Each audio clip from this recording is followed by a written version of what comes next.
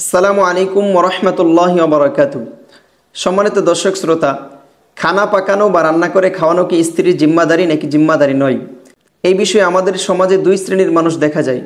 এক শ্রেণীর মানুষ মনে করে স্বামীকে রান্না করে খাওয়ানো স্ত্রীর উপর জিম্মাদারি এবং সেটা জরুরি, না করলে তার গুনাহ হবে। আরেক শ্রেণী মনে করে স্বামীকে রান্না করে খাওয়ানো স্ত্রীর উপর জিম্মাদারি নয়। যদি স্ত্রী স্বামীকে রান্না করে না খাওয়ায় তাহলে স্বামীর দায়িত্ব স্ত্রীকে খাওয়ানো। এই বিষয়টি আজকে আমরা পর্যালোচনা করব। আসলে কোরআন হাদিসের আলোকে কোন বিষয়টি সঠিক এবং যুক্তিসঙ্গত। সম্মানিত দিনী ভাই ও বোন, স্ত্রীর উপর খানা পাকানো বা রান্না করে স্বামীকে খাওয়ানো দিয়ানাতান জিম্মাদারি, কাজান জিম্মাদারি নয়। দিয়ানাতান জিম্মাদারি হচ্ছে দ্বীনে ইসলামের তাকাজা হলো একজন স্ত্রী তার স্বামীর আনুগত্য করবে, একজন স্ত্রী তার স্বামীর কথা অনুযায়ী চলবে। স্বামী যদি স্ত্রীকে নির্দেশ করে, আদেশ করে, হুকুম করে যে তুমি আমাকে রান্না করে খাওয়াও, তুমি আমাকে খানা পাকিয়ে খাওয়াও, তাহলে স্ত্রীর জন্য জিম্মাদারি চলে আসে, স্ত্রীর উপর দায়িত্ব চলে আসে সেই স্বামীকে রান্না করে খাওয়ানো, সেই স্বামীকে রান্না করে পাকিয়ে খাওয়ানো।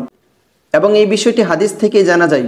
এক হাদিসের মধ্যে স্বামীর আনুগত্যের প্রতি গুরুত্ব আরোপ করে নবীজি সাল্লাল্লাহু আলাইহি ওয়াসাল্লাম বলেছেন, কোনো স্বামী যদি তার স্ত্রীকে এই নির্দেশ করে যে তুমি সাদা পাহাড়ের পাথরগুলোকে কালো পাহাড়ে নিয়ে আসো এবং কালো পাহাড়ের পাথরগুলোকে সাদা পাহাড়ে নিয়ে যাও, তাহলেও এই নির্দেশ স্ত্রীর জন্য পালন করা উচিত, পালন করা জরুরি।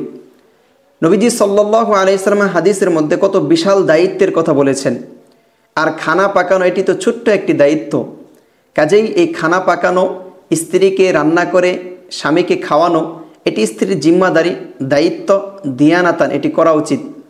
দ্বিতীয়ত, আমরা যদি ইহসান এবং অনুগ্রহের দিক বিবেচনা করি, একটু চিন্তা করি, তাহলে একজন স্বামী একজন স্ত্রীর পরিপূর্ণ জীবনের দায়িত্ব বহন করে। স্ত্রীর ভরণ পোষণ, স্ত্রীর খরচাতি, স্ত্রীর খানাপিনা, যাবতীয় কিছু এভরিথিং স্বামী নিজের কাঁধের উপর নিয়ে নেয়।